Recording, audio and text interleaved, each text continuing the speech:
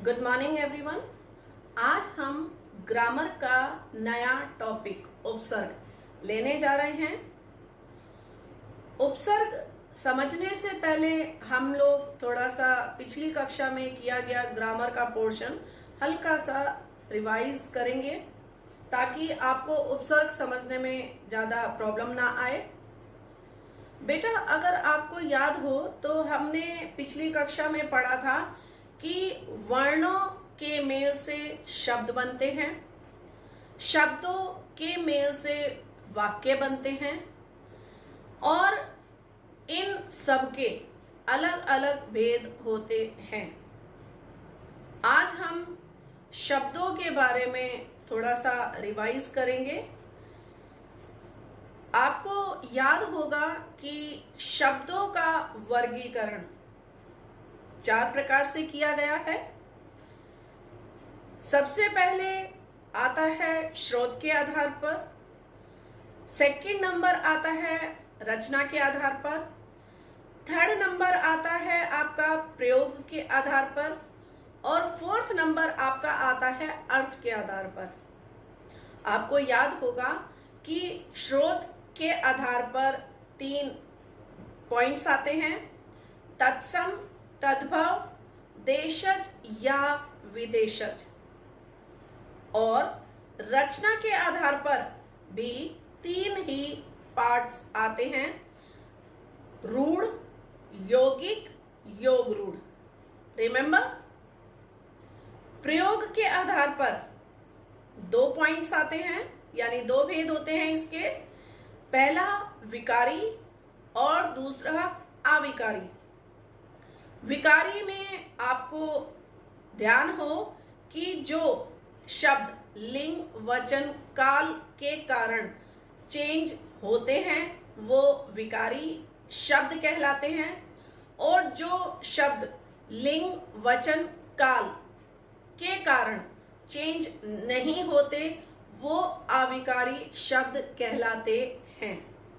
और शब्दों का वर्गीकरण का 4th पॉइंट है आपका अर्थ के आधार पर। अर्थ के आधार पर भी 2 भेद हैं। पहला पॉइंट है निरर्थक और सेकंड पॉइंट है सार्थक। निरर्थक में बेटा वो शब्द आते हैं जिनका कोई सेंस नहीं निकलता, कोई मीनिंग नहीं निकलता। लेकिन सार्थक में वो शब्द आते हैं जिनका कोई मीनिंग निकलता है, जैसे पर्यायवाची, विलोम, श्रुति संवेदनार्थक, वाक्यांश, एकार्थक। ये सारे टॉपिक्स इसी के अंदर आते हैं। लेकिन आज हम सेकंड पॉइंट यानी शब्दों का वर्गीकरण में जो सेकंड पॉइंट है रचना के आधार पर, उसके अंदर जो मैंने अभी आपको 3 पॉइंट्स बताए, 3 भेद बताए, रूढ़, यौगिक और योग रूढ़। इसके अंदर जो यौगिक शब्द आता है हम लोग उसके बारे में पढ़ने जा रहे हैं। रूढ़ शब्द किसे कहते हैं? रूढ़ शब्द वे होते हैं जो प्रचलित होते हैं, जिनकी पूर्ण इकाई होती है, यानी उसको तोड़ा नहीं जा सकता। यौगिक शब्द वो शब्द या शब्दांशों के मेल से नया शब्द बनाने वाले शब्दों को यौगिक शब्द कहते हैं। और योग रूढ़ जो अर्थ की दृष्टि से रूढ़ हो जाए उसे योग रूढ़ कहते हैं। आज हम यौगिक शब्द के बारे में समझेंगे। बेटा, हिंदी में यौगिक शब्दों की रचना 3 प्रकार से होती है। पहला उपसर्ग के योग से, दूसरा प्रत्यय के योग से और तीसरा समास के द्वारा। यानी अगर हम शब्द के आगे कोई शब्दांश लगा के कोई तीसरा नया शब्द बनाते हैं तो उस उसे उपसर्ग कहते हैं। और यदि हम मूल शब्द के बाद में कोई शब्द या शब्दांश लगाकर नया शब्द बनाते हैं तो उसे प्रत्यय कहते हैं। तीसरा, दो सार्थक वर्णों या शब्दों के मेल से संधि एवं समास द्वारा नए शब्दों का निर्माण होता है। अब हम फर्स्ट टॉपिक उपसर्ग समझने जा रहे हैं। उपसर्ग बेटा दो शब्दों के योग से मिलकर बना है, उप और सर्ग। उप का अर्थ है समीप, निकट या पास में, और सर्ग का अर्थ है सृष्टि करना। यानी इन दोनों को जब हम लोग मिलाएंगे तो अर्थ बनेगा शुरू या प्रारंभ में लगकर दूसरे नए अर्थ वाले शब्दों की सृष्टि करना। अर्थात सार्थक शब्दों के प्रारंभ में जोड़ने वाले वे अविकारी शब्दांश हैं जो शब्द के प्रारंभ में लगकर उसके अर्थ या भाव में परिवर्तन कर देते हैं। बेटा उपसर्ग मुख्यतः 3 प्रकार के होते हैं: संस्कृत, हिंदी, देशज या आगत उपसर्ग। अगर आपको संस्कृत थोड़ी सी याद हो तो संस्कृत यानी तत्सम, हिंदी मीन्स तद्भव, और देशज और आगत आपको मालूम ही है जो अदर भाषा के शब्द होते हैं। ये 3 प्रकार हैं उपसर्ग के। तो सबसे पहले हम लोग ये ध्यान रखेंगे कि जो शब्दांश है उनका क्या अर्थ होता है, और वो दो जब मिलते हैं तो नया अर्थ क्या निकलता है। एग्जाम्पल के तौर पे शब्दांश है आपका वी। वी को अगर हम लोग किसी दूसरे शब्द के साथ लगाएंगे तो एक तीसरा नया शब्द बनेगा। जैसे वी प्लस कार इक्वल टू विकार। अगर मैं आ बोलूं, आ को अगर हम किसी शब्द के आगे लगाएंगे तो तीसरा नया शब्द बनेगा, यानी आ प्लस भाव इक्वल टू अभाव। तो ये तो हम मूल शब्द के आगे शब्दांश को लगा रहे हैं, लेकिन मीनिंग भी जानना बहुत जरूरी है। तो सबसे पहले हम लोग मीनिंग देखते हैं बेटा कि अगर अति शब्द है जैसे, तो अति का अर्थ होता है बहुत अधिक। अधि का मीनिंग होता है ऊंचे या श्रेष्ठ। अन मीन्स निषेध या अभाव। अनु मीन्स पीछे। अप मीन्स बुरा या हीन। अभी मीन्स सामने या चारों ओर। अब मीन्स बुरा या हीन। आ मीन्स समेत या तक। उत मीन्स ऊंचा या श्रेष्ठ या ऊपर। उप मीन्स निकट या विस्तार या गौण। दुर मीन्स बुरा। निर मीन्स रहित, निषेध या बिना। नि मीन्स निषेध, निपुणता या अधिकता।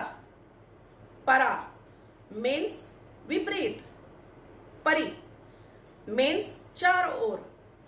प्रा मीन्स अधिक या आगे। प्रति मीन्स हर एक।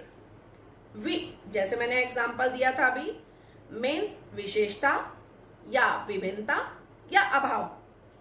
सम मीन्स अच्छा या संयोग या सहित। सु मीन्स शुभ या सहज या अच्छा।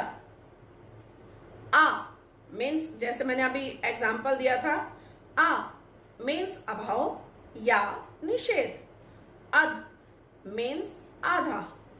अन मीन्स निषेध या अभाव। उन मीन्स कम। सत मीन्स अच्छा। सह मीन्स साथ। अंतः मीन्स अंतर या अंतर। ये अंतः या अंतः दोनों सेम है, जिसका मीनिंग होगा अंतर। स्व मीन्स अपना। कु मीन्स बुरा। चौ मीन्स चार। पर मीन्स दूसरी पीढ़ी का। भर मीन्स भरा हुआ। स मीन्स सहित। ये वो शब्दांश हैं जो मूल शब्द के आगे लगकर नया शब्द बनाते हैं। इसी प्रकार हम अगर देशज विदेशज वाले अगर शब्द हम लोग देखें तो उसमें होगा आपका उर्दू और फारसी अरबी, ये सारे विदेशज में ही आते हैं। तो इसमें एग्जाम्पल है एन मीन्स ठीक या पूरा। कम मीन्स थोड़ा या हीन। खुश मीन्स अच्छा। गैर मीन्स भिन्न। ना मीन्स नहीं। बद मीन्स बुरा।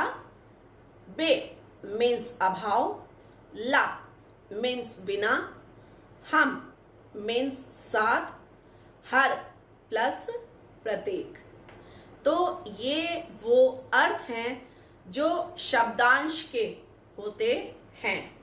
अब बेटा मैं जैसे आपसे बोल रही हूं कि उपसर्ग लगने से नया शब्द बन जाता है, तो कुछ शब्दों में दो उपसर्ग भी लगते हैं। ये जरूरी नहीं है कि सब में ही एक ही उपसर्ग लग रहा है, नहीं, दो भी उपसर्ग लग सकते हैं। एग्जाम्पल देखिए, जैसे वी प्लस आ, यानी वी भी उपसर्ग है, आ भी उपसर्ग है, यहाँ पे दो उपसर्ग है। और उसके साथ अगर हम लोगों ने मूल शब्द जोड़ा करण, तो नया शब्द बनेगा हमारा व्याकरण। वी प्लस आ प्लस करण इक्वल टू व्याकरण। दूसरा एग्जाम्पल देखेंगे हम लोग, आ प्लस प्रति, ये दोनों ही उपसर्ग हैं। इसके आगे हम मूल शब्द लगा रहे हैं अक्ष, तो नया शब्द बनेगा अप्रत्यक्ष। ये आप लोगों ने अधिकतर ये दोनों शब्द सुने होंगे। तीसरा उदाहरण देखिए, सम प्लस आ प्लस लोचन। सम प्लस आ प्लस लोचन इक्वल टू समालोचन। ऐसे ही परि प्लस आ प्लस वरण, तो पर्यावरण। परि और आ यहां पर दो उपसर्ग हैं और उसके साथ मूल शब्द लगा वरण, यानी पर्यावरण। नेक्स्ट उदाहरण देखेंगे, प्रति प्लस उप प्लस कार, यानी प्रति उत्कार। प्रति और उप जो है ये दोनों ही उपसर्ग हैं, इसके साथ हमने लगाया कार और जो बना ये आपका प्रयुक्त कार। नेक्स्ट उदाहरण है आपका सु प्लस सम प्लस गठित। सु प्लस सम प्लस गठित, गठित जो है वो मूल शब्द है, तो नया शब्द बना आपका सुसंगठित। ऐसे ही बेटा और भी एग्जाम्पल हैं जिसमें दो दो उपसर्ग देखने को मिलते हैं। बेटा आई थिंक आपको उपसर्ग किसे कहते हैं, नया शब्द कैसे बनता है, ये आपको समझ आ गया होगा। अब हम दूसरा टॉपिक समझने जा रहे हैं, वो है प्रत्यय। जैसे मैंने आपको उपसर्ग में बताया था कि मूल शब्द के आगे शब्दांश जुड़ने से जो नया शब्द बनता है उसे उपसर्ग कहते हैं। प्रत्यय में क्या होगा, मूल शब्द उपसर्ग में भी था और मूल शब्द प्रत्यय में भी होगा। डिफरेंस क्या है कि मूल शब्द के आगे शब्दांश लगने पर नया शब्द जो बनता है उसे उपसर्ग कहते हैं। मूल शब्द के पीछे शब्दांश लगकर जो नया शब्द बनता है उसे प्रत्यय कहते हैं। सिर्फ इतना सा ही डिफरेंस है कि प्रत्यय में मूल शब्द के बाद शब्दांश जुड़ते हैं और तभी नया शब्द बनता है। अगर हम लोग अर्थ देखें तो प्रत्यय शब्द दो शब्दों से मिलकर बना है, प्रति और ए।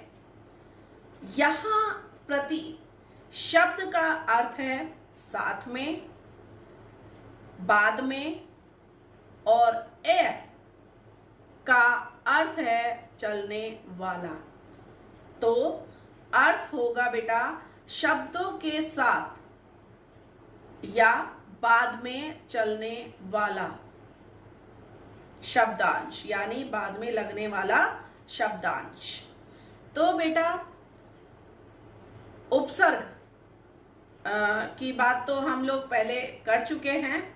प्रत्यय जो है उपसर्ग के समान अविकारी ही शब्दांश होते हैं जो शब्दों के साथ यानी बाद में जुड़ते हैं। जैसे अच्छा, ये आपका मूल शब्द है और मूल शब्द के पीछे मैंने प्रत्यय के रूप में ई जोड़ी तो नया शब्द बनेगा अच्छाई। मूल शब्द के पीछे शब्दांश जुड़ने से नया शब्द बनता है जिसे हम लोग प्रत्यय कहते हैं। बेटा ये ध्यान रखना कि प्रत्यय दो प्रकार के होते हैं। पहला कृत प्रत्यय कृत और दूसरा तदित प्रत्यय तदित। अब बेटा कृत प्रत्यय वो प्रत्यय कहलाते हैं जो क्रिया के मूल यानी धातु के साथ जुड़कर, संस्कृत में हम लोग धातु बोलते हैं क्रिया को, तो धातु के साथ जुड़कर संज्ञा या विशेषण शब्दों का निर्माण करते हैं। जैसे क्र प्लस तव, क्र प्लस तव इक्वल टू कर्तव्य। जैसे इजी देखते हैं हम, देन प्लस दार, देन आपका मूल शब्द है ये ध्यान रखना, और दार आपका प्रत्यय है, देन दार। तो हम दोनों को जोड़ेंगे तो नया शब्द बनेगा देन दार। नेक्स्ट उदाहरण देखेंगे, पी। पी आपका मूल शब्द है, इसमें मैंने शब्दांश अगर जोड़ा आस तो पी प्लस आस इक्वल टू आपका बनेगा प्यास। नेक्स्ट उदाहरण आपका देखेंगे, पट। ये आपका मूल शब्द है, इसमें अगर मैंने शब्दांश के रूप में अनीय जोड़ा तो आपका नया शब्द बनेगा पठनीय। अब ये सारे एग्जाम्पल आपके थे कृत प्रत्यय के। दूसरा भेद प्रत्यय का है वो है तदित प्रत्यय। अब तदित प्रत्यय हमेशा संज्ञा, सर्वनाम या विशेषण के साथ जुड़ते हैं। यानी हमने क्रिया को तो किस में कर दिया? कृत प्रत्यय में। क्रिया को हमने कहाँ कर दिया? कृत प्रत्यय में। अब क्रिया जब चली गई कृत प्रत्यय में तो बाकी क्या बचा हमारे पास? संज्ञा, सर्वनाम और विशेषण। ये तीनों चीज तदित प्रत्यय के अंदर आते हैं। तो इसका क्या कहेंगे हम? तदित प्रत्यय सदैव संज्ञा, सर्वनाम अथवा विशेषण के साथ जुड़ते हैं। अब जैसे मैं एग्जाम्पल में लूंगी, मैल। मैल में अगर मैंने शब्दांश जोड़ा आ तो नया शब्द बनेगा मैला।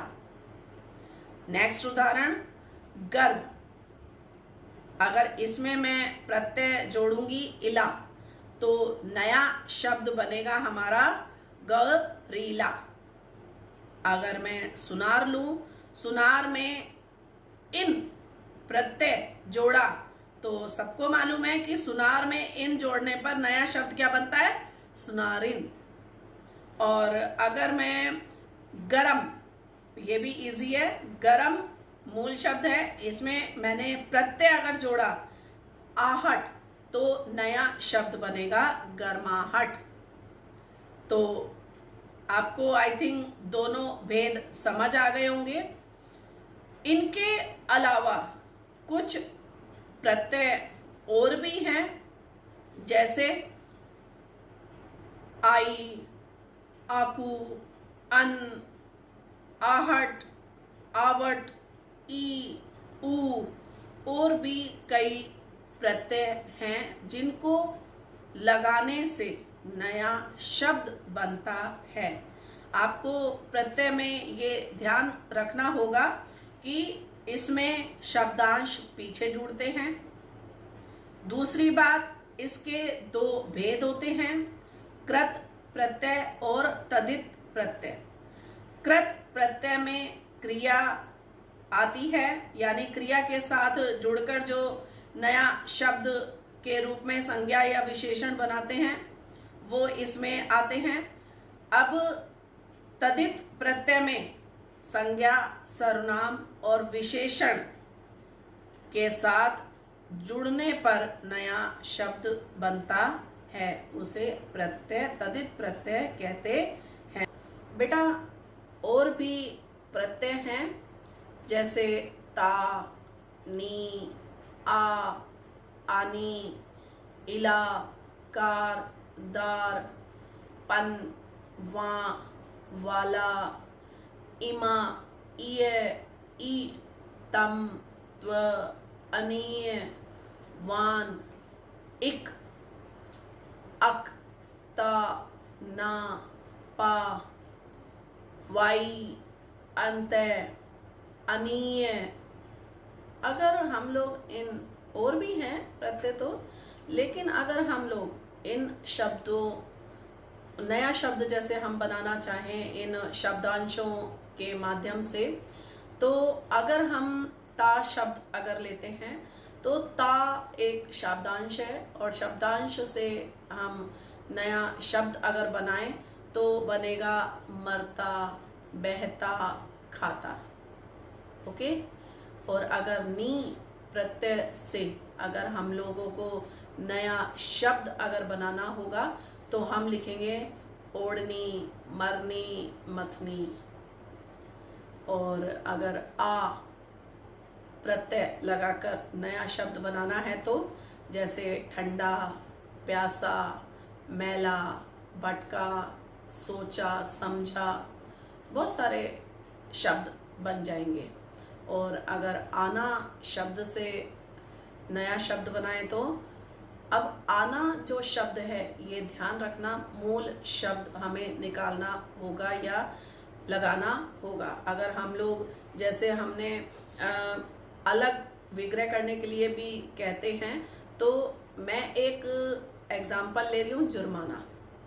जुर्माना में अगर मैंने आपसे ये बोला कि प्रत्यय अलग करूं, पहले मैं आपको इतने टाइम से समझाती आ रही थी कि जोड़ना है, जोड़ना है, जोड़ना है, लेकिन बेटा अगर मैंने क्वेश्चन में ये दिया कि प्रत्यय अलग करो, तो अगर मैंने जुर्माना दिया तो जुर्माना में आप कई बच्चे लिख देंगे ना ना ना, जो गलत होगा, क्योंकि जुर्माना में जो मूल शब्द है वो है जुर्म। जुर्म प्लस आना इक्वल टू जुर्माना। अब जुर्माना आप ये ध्यान रखना, ऐसे ही रोजाना, रोज आना, रोज आपका डेली रूटीन को जैसे हम लोग बोलते हैं, और आना इसमें प्रत्यय है तो बना हमारा रोजाना। और अगर सालाना बोलेंगे तो साल प्लस आना, तो इसमें जो प्रत्यय है वो है आना, याद रखना ये। ऐसे ही अगर मैं बोलूंगी आनी, ये तो आप लोग बना देंगे, बहुत इजी है। आनी, पंडिताइन आप बोल देंगे, देवरानी बोल देंगे, जेठानी बोल देंगे, तो ये इजी है। अगर मैंने ईला बोला तो ये भी इजी है, क्योंकि आप बोलेंगे रंगीला, रसीला, बर्फीला, चमकीला, नुकीला, जहरीला, so many words are there जो आप बना सकते हैं। ऐसे ही कार, कार भी बहुत इजी है, जैसे कहानीकार, कलाकार, पत्रकार, कथाकार, नाटककार, चित्रकार, कुछ भी आप बना सकते हैं। ऐसे ही पन, पन से जो शब्द बनेंगे वो बनेंगे छुटपन, बड़प्पन, बचपन, खोटापन। ऐसे ही अगर मैं वां बोलूं तो जैसे 8वां, 16वां, 15वां, 14वां, 16वां, कुछ भी आप बना सकते हैं। ऐसे ही वाला, और इजी शब्द आ गया वाला, जैसे मिठाई वाला, रेडी वाला, बंदर वाला, रिक्शे वाला, कुछ भी बना दीजिए, आपका नया शब्द बन जाएगा। नेक्स्ट इमा, जैसे इमा मैंने बोला तो कालीमा हो गया, लालिमा हो गया, नीलिमा हो गया। और ईय बोलूं तो ईय में आपका बनेगा राजकीय, शासकीय, स्वर्गीय। और अगर मैंने त्व बोला, त्व में नारीत्व हो गया, सर्तित्व हो गया, कवित्व हो गया। अनीय मैंने अगर बोला तो बना आपका पूजनीय, माननीय, दंडनीय, शोचनीय। अगर मैंने वान बोला, वान तो भाग्यवान हो गया, आपका दयावान हो गया, गुणवान हो गया। इक बोला, इक तो इक में आपका आ जाएगा साहित्यिक, सामाजिक, वैदिक, आर्थिक, बन जाएंगे शब्द आपके। और अगर मैंने बोला आपको औती, औती तो इसमें बनेगा आपका मनोती, फिरोती, ऐसे। तो अक, अक में आपका आ जाएगा लेखक, पालक, चालक, पाठक, सेवक। So many words are there. ता देखो, सिर्फ ता प्रत्यय अगर आपको लगाना है तो आप लिख देंगे बचत, लिखत, पढ़त, छपक, तो ये आपके शब्द बन जाएंगे। वाई, वाई में अगर लिखना होगा तो लिखेंगे आप सुनवाई, कटाई, लगवाई, तुलवाई, ठीक है। जैसे हारा मैंने बोला तो लक्कड़हारा, सर्वहारा आपका नया शब्द बन जाएगा। एरा अगर मैंने बोला, आप बोलते हैं चचेरा, ममेरा, पुपेरा, ये सारे शब्द इसके अंदर आ जाएंगे। और अगर आपको बोला आलू, आलू, आलू से आपको नया शब्द बनाना है तो आलू ये आपका प्रत्यय, ये ध्यान रखना, प्रत्यय है, मेन मूल शब्द नहीं है। तो आलू से अगर आपको नया शब्द बनाना होगा तो आप लिखेंगे दयालु, झगड़ालू, कृपालु, ये शब्द बन जाएंगे। बेटा अब मैं आपकी बुक में जो प्रत्यय आए हैं, कुछ प्रत्यय आए हैं, उनके बारे में बता रही हूं। आपको दो बैलों की कथा तो याद होगी। उस लेसन में जो प्रत्यय आए हैं आपके बुद्धिहीन, आपको याद है ना, बुद्धिहीन एक शब्द आया था उसमें। अगर हम लोग इसका विग्रह करेंगे तो बुद्धि प्लस हीन, जो हीन है यहां पर प्रत्यय है। सिंगनी, सिंह प्लस नी, तो नी यहां प्रत्यय है। बेटा ये आपके दो बैलों की कहानी में आए हुए प्रत्यय हैं। चौकीदार, चौकी प्लस दार। सहिष्णुता, सहिष्णु प्लस ता, ये भी आपके उसी चैप्टर में आया है। दड़ियल और आत्मीयता, आत्मीय प्लस ता, और दड़ियल में दाढ़ प्लस यल, ये आपके दो बैलों की कथा में आए हुए प्रत्यय हैं। अब लहासा की ओर में भी कुछ प्रत्यय आए हैं, जैसे टोटीदार, टोटी प्लस दार, यहाँ दार जो है वो प्रत्यय है। जागीरदार, जागीर प्लस दार। राहगीर, राहदारी, याद है राहदारी जो कलेक्ट करता था वो, राह प्लस दार प्लस ई, यहाँ पर दो प्रत्ययों का प्रयोग किया गया है। राह माने हो गया रास्ता और दार आपका प्रत्यय है और इसके साथ एक प्रत्यय और है, वो है ई, तो राहदारी, ये आपका नया शब्द बना। अब एक लेसन है आपका सांवले सपनों की याद, उसमें भी बेटा कुछ प्रत्यय आए हैं, जैसे अंतहीन, अंत प्लस हीन। बीमारी, बीमार प्लस ई। मानसिकता, मानसिक प्लस ता।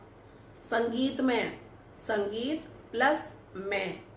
ययावरी, तो ययावर प्लस ई। तो बेटा ये प्रत्यय आपके सांवले सपनों के याद लेसन में आए थे। और अगर हम लोग मेरे संग की औरतें पाठ की बात करें तो उसमें भी कुछ प्रत्यय आए हैं, जैसे आजादी, आजाद प्लस ई। ईमानदारी, ईमानदार प्लस ई, ईमानदारी। ममतालु यानी ममता, ममतालु मीन्स ममता प्लस आलू। पहरेदार, पहरे प्लस दार। रोमांचक, रोमांच प्लस अक।